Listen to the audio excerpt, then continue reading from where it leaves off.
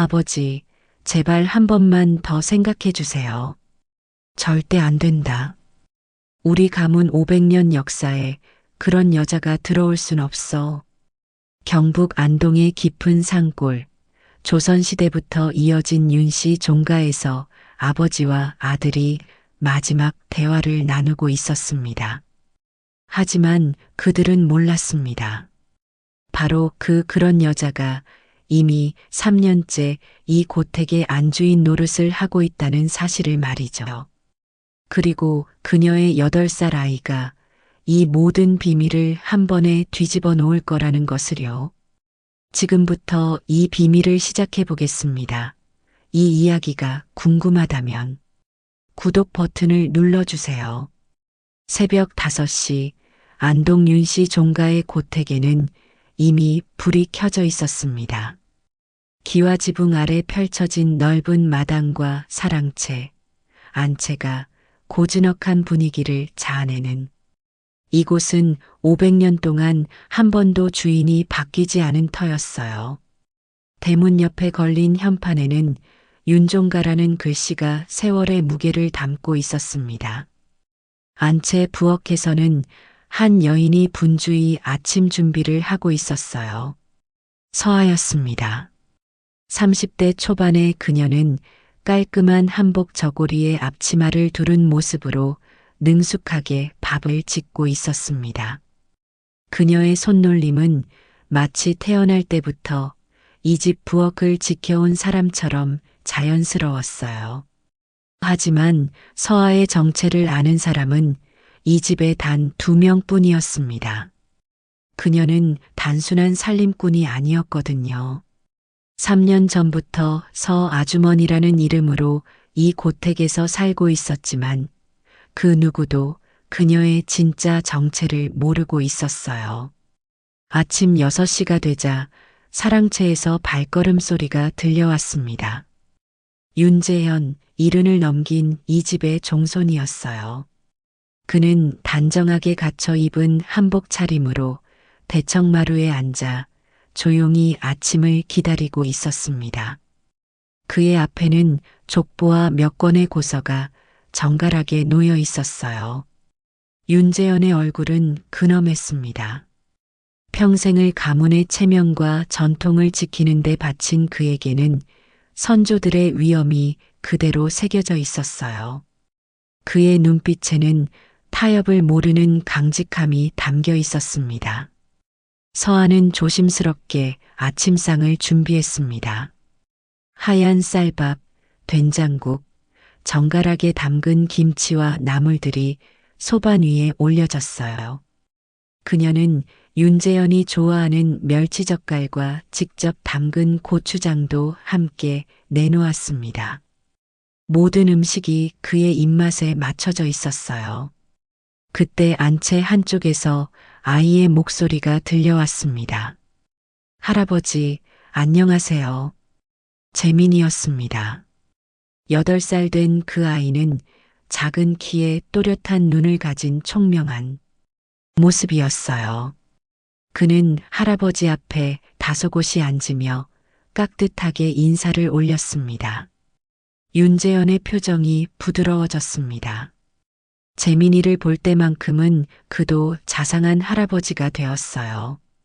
응, 재민아. 잘 잤느냐? 네, 할아버지. 오늘도 글씨 연습 열심히 할게요. 재민은 어린 나이에도 서예의 남다른 재능을 보였습니다. 붓을 잡는 자세며 한 획 한 획 그어내는 솜씨가 범상치 않았어요. 윤재현은 손자의 이런 모습을 볼 때마다 흐뭇해했습니다. 마치 자신의 어린 시절을 보는 것 같았거든요. 그래, 우리 재민이는 참 장한 아이로구나. 서아는 멀리서 이 모습을 지켜보며 복잡한 감정에 휩싸였습니다. 할아버지에게 재민이는 그저 살림꾼의 아들일 뿐이었습니다. 아침 식사가 끝나고 윤재현은 서아를 불렀습니다. 서아 주머니. 네, 어르신. 서아는 고개를 숙이며 다가갔습니다. 그녀의 목소리는 항상 조심스러웠어요. 오늘 성우가 돌아온다. 방 정리 좀 부탁하네. 알겠습니다. 윤재현의 아들 윤성우는 서울에서 대학 교수로 일하고 있었습니다. 한 달에 한두 번씩 고향 집을 찾아왔지만 머무는 시간은 늘 짧았어요. 아버지와의 관계가 편하지 않았기 때문입니다. 서아의 가슴이 두근거렸습니다. 남편을 만날 수 있는 날이었지만 동시에 가장 조심해야 하는 시간이기도 했어요. 고택에서 그들은 남남처럼 지내야 했으니까요. 점심 무렵 검은색 승용차 한 대가 고택 앞에 멈췄습니다. 윤성우가 내렸어요. 40대 중반의 그는 깔끔한 정장 차림이었지만 얼굴에는 피로가 역력했습니다. 서울과 안동을 오가며 이중 생활을 하는 것이 쉽지 않았거든요. 아버지, 다녀왔습니다. 윤성우는 사랑채로 들어가 아버지께 인사를 올렸습니다. 그의 목소리는 공손했지만 어딘지 어색했어요. 고생했다. 서울 일은 어떠냐? 잘 지내고 있습니다. 두 부자의 대화는 늘 이런 식이었습니다. 형식적이고 거리감이 느껴지는 대화였어요. 윤재현은 아들이 나이 40을 넘도록 장가들지 않는 것이 못마땅했고 윤성우는 아버지의 권위적인 태도가 부담스러웠습니다. 서아는 부엌에서 성우가 좋아하는 음식을 준비했습니다. 고등어 조림과 시금치 나물, 그리고 된장찌개였어요. 하지만 그녀는 음식을 차려놓고도 성우와 눈을 마주칠 수 없었습니다. 이 집에서 그들은 주인과 살림꾼일 뿐이었으니까요. 저녁 식사 시간, 윤재현은 성우에게 중요한 이야기를 꺼냈습니다. 성우야, 너도 이제 나이가 있지 않느냐? 무슨 말씀이신지. 결혼 이야기다. 마침 좋은 댁따님이 있어서 말이야. 윤성우의 젓가락이 멈췄습니다. 그는 이런 이야기가 나올 줄 알고 있었지만 막상 들으니 가슴이 답답해졌어요. 아버지, 저는 아직 언제까지 혼자 살 생각이냐? 가문을 이어야 할 책임이 있지 않느냐? 윤재현의 목소리는 단호했습니다. 그에게는 아들의 개인적인 감정보다 가문의 존속이 더 중요했어요. 그때 재민이가 사랑채로 뛰어들어왔습니다. 아저씨 오셨어요. 아이는 윤성우를 보자 반갑게 달려왔어요. 윤성우도 재민이를 보며 얼굴이 밝아졌습니다. 하지만 그들은 아버지와 아들 사이임을 숨겨야 했어요. 재민이구나. 잘 지냈느냐? 네. 오늘 글씨 연습 정말 열심히 했어요. 보여드릴까요? 재민은 자신이 쓴 서예 작품을 가져왔습니다. 효도라는 글자가 아름다운 필체로 쓰여 있었어요. 그 글씨를 본 윤재현은 놀라움을 감추지 못했습니다. 이걸 혼자 썼다고? 네. 할아버지가 가르쳐 주신 대로 했어요. 윤재현은 재민의 재능에 감탄했습니다. 어린 나이에 이 정도 글씨를 쓴다는 것은 보통 일이 아니었거든요. 그는 손자 같은 이 아이가 점점 더 기특해 보였어요. 서아는 멀리서 이 모습을 지켜보며 가슴이 벅찼습니다. 재민이가 친할아버지와 친아버지 앞에서 칭찬받는 모습이었지만 그 누구도 진실을 모르고 있었어요. 그날 밤 성우는 서아를 찾아왔습니다. 모든 가족이 잠든 깊은 밤이었어요. 고생이 많다. 성우의 목소리에는 미안함이 가득했습니다. 아내를 이런 식으로 숨겨서 살게 하는 것이 마음 아팠거든요. 괜찮아요. 재민이가 할아버지와 가까워지는 모습을 보니 다행이에요. 서아는 웃으며 대답했지만 그녀의 눈에는 복잡한 감정이 어려 있었습니다. 아버지가 또 결혼 이야기를 하셨어. 어떻게 하실 거예요? 더 이상 피할 수가 없을 것 같아. 언젠가는 진실을 말해야겠어. 하지만 그들 모두는 알고 있었습니다. 윤재현이 서아의 출신을 알게 된다면 어떤 일이 벌어질지를. 500년 가문의 자존심을 목숨처럼 여기는 그가 평범한 집안 출신의 며느리를 받아들일 일이 없었으니까요. 그날 밤 고택의 그림자는 더욱 깊어져만 갔습니다. 그리고 그 그림자 속에는 곧 터질 폭풍의 전조가 숨어 있었어요. 최미란이 고택을 떠난 지 사흘 후 윤재현은 아들을 서재로 불렀습니다. 그의 표정은 평소보다 더욱 단호해 보였어요. 책상 위에는 혼인 관련 서류들이 가지런히 놓여 있었습니다. 성우야, 앉아라. 윤성우는 긴장한 채로 아버지 앞에 앉았습니다. 불길한 예감이 들었어요. 미란이 집에서 연락이 왔다. 혼사를 진행하고 싶다고 하더군. 아버지, 저는 아직 마음의 준비. 윤재현의 목소리가 날카로워졌습니다. 내 나이가 몇 살인데 아직도 그런 소리를 하느냐? 가문의 체면을 생각해라. 윤성우는 아무 말도 할 수 없었습니다. 아버지 앞에서 진실을 말할 용기가 나지 않았어요. 다음 주에 양가 어른들이 만나기로 했다. 더 이상 미룰 수는 없어. 그날 저녁 윤성우는 서아를 찾아갔습니다. 그녀는 부엌에서 혼자 설거지를 하고 있었어요. 서아야. 성우의 목소리에 절망이 묻어났습니다. 서아는 그의 표정만 봐도 무슨 일인지 알 수 있었어요. 양가 상견례가 정해졌어. 서아의 손에서 그릇이 미끄러져 떨어질 뻔했습니다.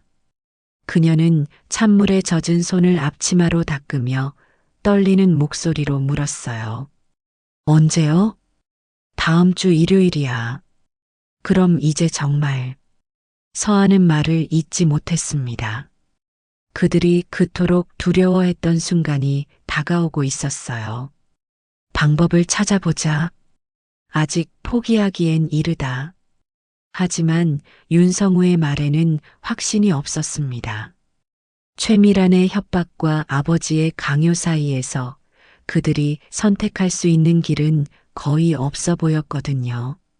그때 재민이가 부엌으로 들어왔습니다. 아이는 어른들의 슬픈 표정을 보고 걱정스러운 눈빛을 보냈어요. 엄마, 왜 울어요? 재민의 순수한 질문에 서아는 황급히 눈물을 닦았습니다. 아니야, 재민아. 엄마 안 울어. 그런데 눈이 빨갛잖아요. 아이의 예리한 관찰에 서아는 당황했습니다. 재민은 어른들이 생각하는 것보다 훨씬 많은 것을 알고 있었어요. 재민아, 엄마가 잠깐 이야기 좀 할게. 방에서 그림 그리고 있을래? 네.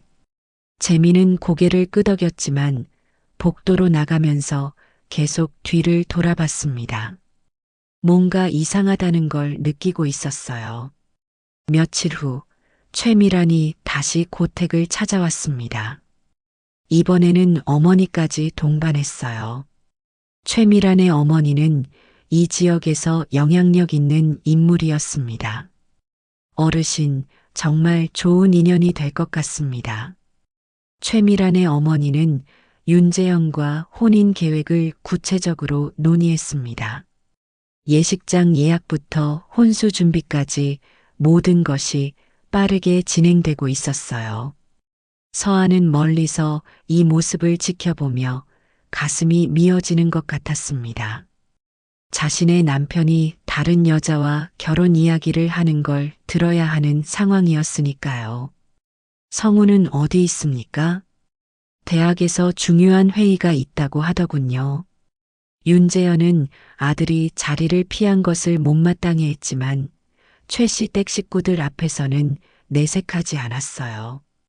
그럼 오늘은 저희끼리 이야기를 정리하고 다음에 성우 씨와 만나는 걸로 하죠. 최미란이 제안했습니다. 그녀의 목소리는 차분했지만 눈빛에는 승리감이 어려 있었어요. 그날 오후 재민이 혼자 사랑채에서 서예 연습을 하고 있었습니다. 아이는 평소와 달리 집중이 잘 되지 않았어요. 자꾸만 어른들의 걱정스러운 표정이 떠올랐거든요. 재민아, 최미란이 다가왔습니다. 그녀는 아이 곁에 앉으며 친근하게 말을 걸었어요. 글씨 연습 중이구나. 정말 잘 쓰네. 감사합니다. 재민은 예의 바르게 대답했습니다. 재민아, 물어볼 게 있어. 최미란의 목소리가 한 톤 낮아졌습니다.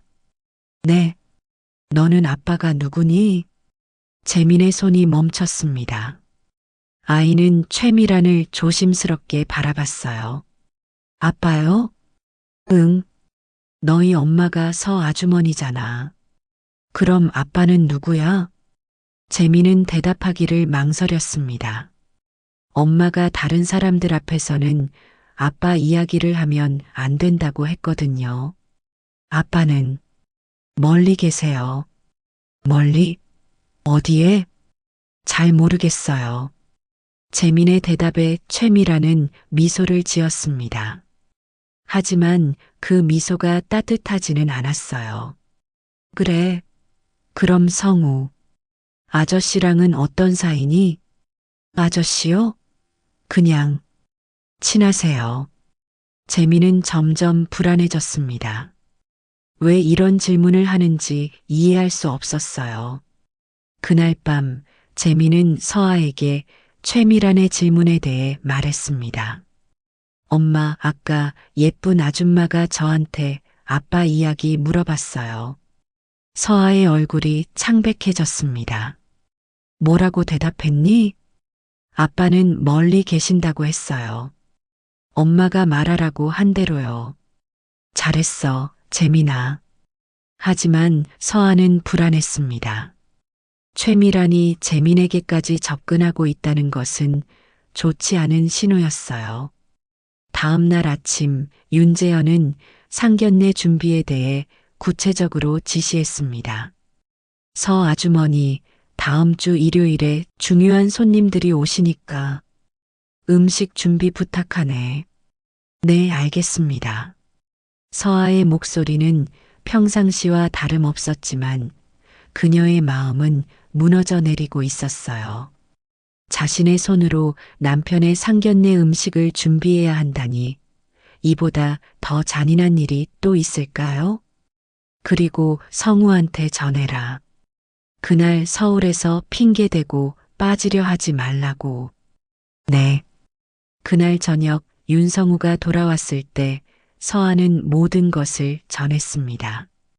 더 이상 미룰 수가 없겠어요. 서아의 목소리에는 체념이 묻어났습니다. 포기하지 마. 상견례 당일에 뭔가 일이 일어날지도 몰라. 하지만 윤성우도 속으로는 절망하고 있었습니다. 아버지의 의지가 워낙 확고했고 최미란의 협박도 있었으니까요. 상견례를 사흘 앞둔 금요일 밤 재민이 갑자기 서아를 찾아왔습니다. 엄마, 저 할아버지께 말씀드려도 돼요? 뭘? 아빠가 누구인지요? 서아는 깜짝 놀랐습니다. 재민아, 왜 갑자기 그런 생각을 해? 어른들이 자꾸 슬퍼하세요. 제가 할아버지께 진실을 말하면 모든 게 괜찮아질 것 같은데요. 아이의 순수한 생각에 서아는 가슴이 찡했습니다. 하지만 동시에 두려웠어요. 만약 재민이 할아버지께 진실을 말한다면 어떤 일이 벌어질지 모르겠거든요. 재민아, 아직은 안 돼. 조금만 더 기다려줘. 언제까지요? 곧이야. 정말 곧. 하지만 서아 자신도 그 곧이 언제인지 알 수 없었습니다. 그 주말 고택은 상견례 준비로 분주했습니다. 서아는 정성스럽게 음식을 준비했어요. 한상 차림부터 후식까지 모든 것이 완벽해야 했습니다. 아이러니하게도 그녀가 준비하는 음식이 자신의 가정을 파괴하는 자리에 쓰일 거라는 걸 알면서도 말이에요. 일요일 아침이 밝았습니다. 드디어 상견례 날이었어요. 서아는 새벽부터 일어나 마지막 준비를 했습니다. 그녀의 손은 떨렸지만 음식만큼은 완벽하게 준비했어요. 윤성우는 정장을 차려입고 거울 앞에 섰습니다. 자신의 얼굴이 낯설게 느껴졌어요. 오늘 이후에는 모든 것이 달라질 테니까요. 재미는 이런 분위기를 감지하고 불안해했습니다. 뭔가 중요한 일이 일어날 것 같았지만 어른들은 아무것도 말해주지 않았어요. 할아버지, 오늘 무슨 날이에요? 어른들 모임이 있단다. 윤재현의 대답은 간단했지만 그의 표정에는 만족감이 어려 있었어요. 드디어 아들의 혼사를 성사시킬 수 있게 된 것입니다. 오후 2시 최씨 댁 식구들이 고택에 도착했습니다. 최미라는 우아한 한복을 입고 있었고 그녀의 부모님도 정중한 예의를 갖춰 입었어요. 어서 오십시오. 윤재현은 정중하게 그들을 맞이했습니다.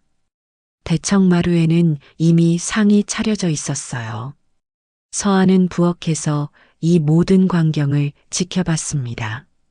자신의 남편이 다른 여자와 혼인 예약을 하는 자리였지만 그녀는 아무것도 할 수 없었어요. 상견례가 시작되고 분위기는 화기애애했습니다. 양가 어른들은 서로 만족해하는 눈치였어요. 그런데 바로 그때 예상치 못한 일이 벌어졌습니다. 재민이가 부엌으로 들어왔습니다. 아이는 손에 북과 먹을 들고 있었어요. 엄마, 저 할아버지께 특별한 선물 드리고 싶어요. 무슨 선물? 우리 가족 이름을 예쁘게 써서 드릴 거예요. 할아버지, 아빠, 엄마, 저까지 다 써서요. 서아의 얼굴이 하얗게 질렸습니다. 재민아, 그건 내일 손님들 오시는 날이잖아요. 그때 보여드릴게요. 재민은 신나서 사랑채로 뛰어갔습니다. 서아는 그 자리에 주저앉았어요. 내일이면 모든 것이 끝날 것 같았습니다. 고택의 그림자가 점점 더 짙어져 갔습니다. 재민은 대청마루 한가운데에 종이를 펼치고 정중하게 절을 올렸습니다. 할아버지와 손님 어른들께 제가 쓴 글씨를 보여드리고 싶어요. 윤재현은 흐뭇한 표정을 지었습니다. 손자 같은 이 아이가 중요한 자리에서 재능을 뽐내려는 모습이 기특했어요. 그래, 뭘 써줄 거냐? 가족에 대해 쓰고 싶어요. 재민의 맑은 목소리가 대청마루에 울려 퍼졌습니다. 최씨 댁 어른들도 관심 있게 아이를 바라봤어요. 서아는 부엌 문틈으로 이 광경을 지켜보며 가슴이 덜컥 내려앉았습니다. 재민이가 무슨 말을 할지 예측할 수 없었거든요.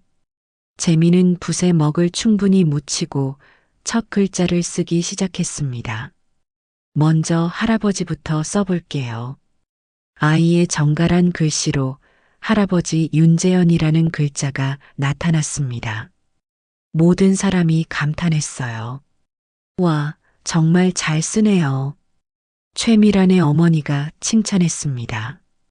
그럼 이제 우리 가족을 소개해 드릴게요. 재민은 신이 나서 다음 줄에 글씨를 쓰기 시작했습니다. 할머니는 하늘나라에 계시고 아이는 돌아가신 할머니에 대해 썼습니다.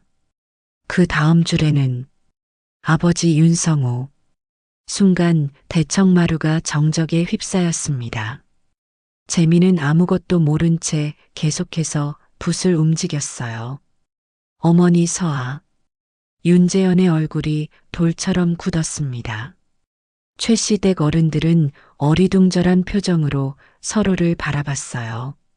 그리고 저 윤재민입니다. 재민은 활짝 웃으며 붓을 내려놓았습니다. 할아버지, 잘 썼죠? 하지만 아무도 대답하지 않았습니다. 모든 사람이 충격에 빠져 있었거든요. 윤재현이 떨리는 목소리로 물었습니다. 재민아, 방금 뭐라고 썼니? 가족 소개요. 아버지 윤성우, 어머니 서아라고 썼어요. 아이의 순수한 대답에 윤재현은 마치 벼락을 맞은 것 같았습니다. 최미란의 아버지가 어색하게 기침을 했습니다. 이게 무슨 상황입니까? 윤재현은 아무 말도 할 수 없었습니다. 그의 입술이 바들바들 떨렸어요. 성우야. 윤재현의 목소리가 고택 전체에 울려 퍼졌습니다. 분노와 배신감이 뒤섞인 목소리였어요. 윤성우가 창백한 얼굴로 대청마루에 나타났습니다. 그는 재민이 쓴 글씨를 보고 절망했어요. 아버지, 이게 무슨 짓이냐? 윤재현이 벌떡 일어서며 소리쳤습니다. 그의 얼굴은 분노로 일그러져 있었어요. 우리 집에 이런 짓을 했단 말이냐? 아버지, 설명을 드리겠습니다. 윤성우는 무릎을 꿇고 앉았습니다. 설명? 무슨 설명을 하겠다는 거냐? 최씨댁 어른들은 당황한 채로 일어섰습니다. 어르신, 저희는 이만. 아닙니다. 잠시만요. 윤재현이 그들을 말렸습니다. 이 상황을 명확히 하고 가셔야겠습니다. 그는 윤성우를 노려보며 물었습니다. 서아가 내 아내라는 말이냐? 네, 맞습니다. 그럼 재민이는? 제 아들입니다. 윤성우의 고백에 최씨댁 사람들이 경악했습니다. 언제부터였냐? 3년 전부터 이 집에서 지냈습니다. 3년 동안 나를 속였다는 말이냐? 윤재현의 분노가 폭발했습니다. 서아가 부엌에서 뛰어나와 대청마루에 무릎을 꿇었습니다. 어르신, 모든 것이 제 잘못입니다. 잘못이라고? 윤재현의 목소리가 차갑게 식었습니다. 우리 가문 500년 역사에 이런 치욕이 있었나? 최미란이 차가운 미소를 지으며 말했습니다. 성우 오빠, 그럼 저와의 혼사는 어떻게 하시려고요? 미란아, 미안하다. 나는 이미 진작에 말씀하셨어야죠. 최씨댁 아버지가 분노를 감추지 못했습니다. 우리를 완전히 우롱하신 겁니까? 죄송합니다. 윤성우는 고개를 깊이 숙였습니다. 죄송하다고 될 일입니까? 최미란의 어머니가 소리쳤습니다. 우리 집안 체면이 말이 됩니까? 재미는 어른들이 모두 화내는 모습을 보며 무서워서 울기 시작했습니다. 할아버지, 제가 뭘 잘못했어요? 아이의 눈물에 윤재현의 마음이 복잡해졌습니다. 분노와 동시에 손자를 향한 애정이 충돌했어요. 어르신, 서아가 절규하듯 소리쳤습니다. 저를 벌하십시오. 하지만 재민이는 입 닥쳐. 윤재현이 서아를 향해 소리쳤습니다. 감히 우리 집안을 이렇게 농락했으면서. 아버지, 서아를 탓하지 마세요. 윤성우가 아내를 감쌌습니다. 모든 것은 제가 결정한 일입니다. 내가 결정했다고? 그럼 나는 뭐냐? 윤재현의 목소리에 절망이 묻어났습니다. 평생을 가문을 위해 살아온 내가 뭐냐? 아버지, 나가라. 당장 이 집에서 나가라. 윤재현이 손가락으로 대문을 가리켰습니다. 셋 다 당장 꺼져라. 최씨 댁 사람들은 이미 자리에서 일어나 있었습니다. 어르신, 오늘 일은 없었던 걸로 하겠습니다. 최미란의 아버지가 차갑게 말했습니다. 다시는 우리 집에 연락하지 마십시오. 그들이 떠난 후 대청마루에는 윤재현과 윤성우 가족만 남았습니다. 아버지, 한 번만 기회를 주세요. 윤성우가 간절히 매달렸습니다. 기회? 3년 동안 나를 속인 놈에게 무슨 기회를 준다는 거냐? 재민이는 아버지의 손자입니다. 손자? 윤재현이 재민을 바라봤습니다. 아이는 여전히 울고 있었어요. 내게는 손자 따위 없다.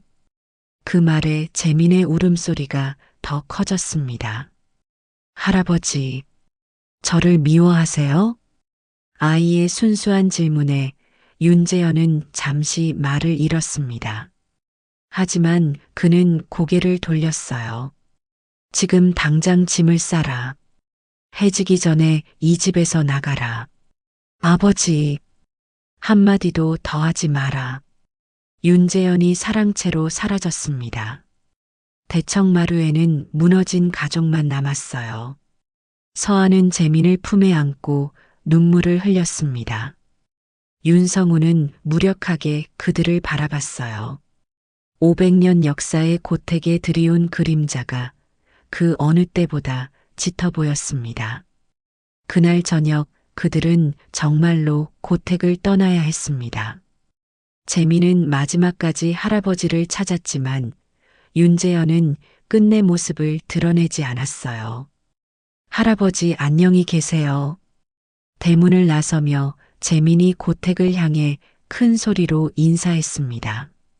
하지만 고택은 침묵으로만 답했을 뿐이었습니다. 고택을 떠난 지 일주일이 지났습니다. 윤성우 가족은 안동 시내의 작은 원룸에서 임시로 지내고 있었어요. 좁은 공간이었지만 더 이상 숨어 살 필요가 없어서 오히려 마음은 편했습니다. 하지만 재미는 달랐어요. 아이는 매일 창가에 앉아 고택이 있는 산 쪽을 바라봤습니다. 엄마, 할아버지는 언제 저희 보고 싶어 하실까요? 서아는 아이의 순수한 질문에 가슴이 아팠습니다. 어떻게 대답해야 할지 몰랐거든요. 재민아, 할아버지는 지금 화가 나 계셔. 시간이 지나면 괜찮아지실 거야. 그럼 제가 사과 편지를 써드려도 될까요? 재민의 제안에 윤성우와 서아는 눈을 마주봤습니다. 아이의 마음이 고마웠지만 지금 상황에서는 어려워 보였어요. 한편 고택에서는 윤재현이 혼자 쓸쓸한 시간을 보내고 있었습니다. 갑자기 조용해진 집이 낯설었어요. 재민의 웃음소리도 서아의 정성스러운 음식도 없는 고택은 그저 휑한 건물일 뿐이었습니다. 그는 서재에 앉아 족보를 펼쳐보곤 했습니다. 500년 가문의 역사가 담긴 족보였지만 이상하게도 재민의 이름이 자꾸 떠올랐어요. 윤재민. 아이가 쓴 글씨가 눈에 선했습니다. 그 정갈하고 아름다운 필체는 분명 윤씨 가문의 피가 흐르는 증거였어요. 하지만 윤재현은 여전히 마음의 문을 열지 못했습니다. 며칠 후 마을 이장이 고택을 찾아왔습니다. 종손님, 안녕하십니까? 무슨 일이시오? 재민이 이야기를 들었습니다. 이장의 말에 윤재현의 표정이 굳어졌습니다. 그 아이가 어떻게 지내는지 궁금해서 찾아뵙습니다. 그 아이와 우리 집은 상관없소. 윤재현의 차가운 반응에 이장은 당황했습니다. 하지만 그 아이 글씨 솜씨가 정말 뛰어나던데요. 마을 어르신들도 모두 칭찬하고 계십니다.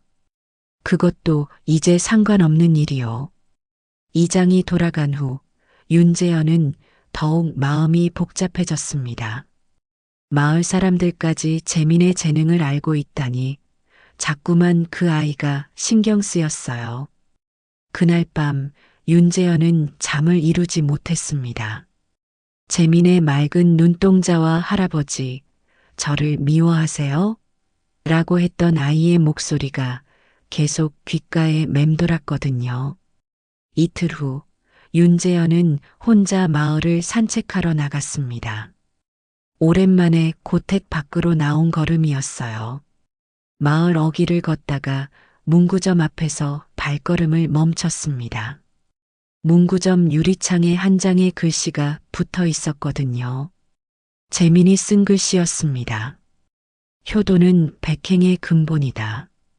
아름다운 해서체로 쓰인 그 글씨를 보며 윤재현은 가슴이 뭉클해졌습니다. 8살 아이가 쓴 글씨라고 믿기 어려울 정도로 완벽했어요. 어르신, 이 글씨 어떻습니까? 문구점 주인이 다가왔습니다. 누가 쓴 것이오? 재민이라는 아이가 썼어요. 정말 천재 같은 아이더라고요. 재민이라고? 네. 며칠 전에 와서 할아버지 생각이 난다며 이 글씨를 써줬어요. 너무 잘 써서 액자에 넣어놨습니다. 문구점 주인의 말에 윤재현은 숨이 막히는 것 같았습니다. 아이가 자신을 생각하며 이 글씨를 썼다니. 그 아이가 뭐라고 했소? 할아버지께 보여드리고 싶다고 하더라고요. 할아버지가 효도를 중요하게 생각하신다면서요. 윤재현의 눈가에 이슬이 맺혔습니다. 쫓겨난 후에도 재민은 할아버지를 그리워하고 있었던 것입니다. 집으로 돌아온 윤재현은 서재에 혼자 앉아 깊은 생각에 잠겼습니다. 가문의 체면과 혈육의 정 사이에서 그는 갈등하고 있었어요. 그때 마당에서 바람에 날리는 종이 한 장이 서재 창문에 붙었습니다. 윤재현이 창문을 열어 그 종이를 집어들었는데 놀랍게도 그것은 재민의 편지였어요. 할아버지께. 할아버지, 안녕하세요. 재민이에요. 할아버지가 화내신 게 제 잘못인 것 같아서 사과하고 싶어요. 할아버지께서 가르쳐 주신 글씨를 열심히 연습하고 있어요. 언제가 될지 모르지만 할아버지가 저를 용서해 주시면 다시 예쁜 글씨를 써서 보여드리고 싶어요. 할아버지 건강하세요. 재민올림. 편지를 읽은 윤재현은 더 이상 참을 수 없었습니다. 그는 책상에 엎드려 흐느꼈어요. 70평생 눈물을 보인 적 없던 그였지만 손자의 순수한 마음 앞에서는 어쩔 수 없었습니다. 다음 날 아침 윤재현은 일찍 일어나 정성스럽게 몸을 단정히 했습니다. 그리고 재민의 편지를 품에 넣고 고택을 나섰어요. 안동시내 원룸 앞에 도착한 윤재현은 한참을 망설였습니다. 자존심과 그리움이 교차했거든요. 하지만 마침내 그는 문을 두드렸습니다. 문이 열리고 서아가 나타났습니다. 그녀는 윤재현을 보고 깜짝 놀라며 급히 고개를 숙였어요. 어르신, 재민이 있느냐? 윤재현의 목소리는 평소보다 부드러웠습니다. 네, 있습니다. 그때 재민이 뛰어나왔습니다. 아이는 할아버지를 보자 눈이 휘둥그레졌어요. 할아버지, 재민은 달려가려다가 갑자기 멈췄습니다. 할아버지가 여전히 화가 나 있을까봐 무서웠거든요. 윤재현은 무릎을 꿇고 재민과 눈높이를 맞췄습니다. 재민아, 네, 할아버지. 할아버지가 미안하다. 윤재현의 말에 재민의 눈에 눈물이 고였습니다. 할아버지가 저를 미워하지 않으시는 거예요? 미워할 리가 있겠니? 넌 할아버지의 소중한 손자야. 그 순간 재민은 할아버지 품으로 달려갔습니다. 윤재현은 손자를 꼭 안으며 그동안 억눌러온 감정을 털어놓았어요. 할아버지가 화가 났던 건 너 때문이 아니란다. 할아버지 마음이 좁았던 거야. 윤성우와 서아도 밖으로 나와 이 광경을 지켜봤습니다. 그들의 눈에도 눈물이 고였어요. 윤재현은 천천히 일어나 윤성우를 바라봤습니다. 성우야, 내 아버지, 집으로 돌아오너라.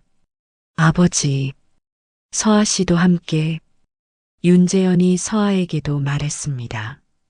서아는 고개를 숙인 채 눈물을 흘렸어요. 어르신, 저희가 이제 그만하자. 가족이 뿔뿔이 흩어져 있을 이유가 없지 않으냐. 재민이 할아버지의 손을 잡으며 말했습니다. 할아버지, 그럼 이제 다시 가족이에요?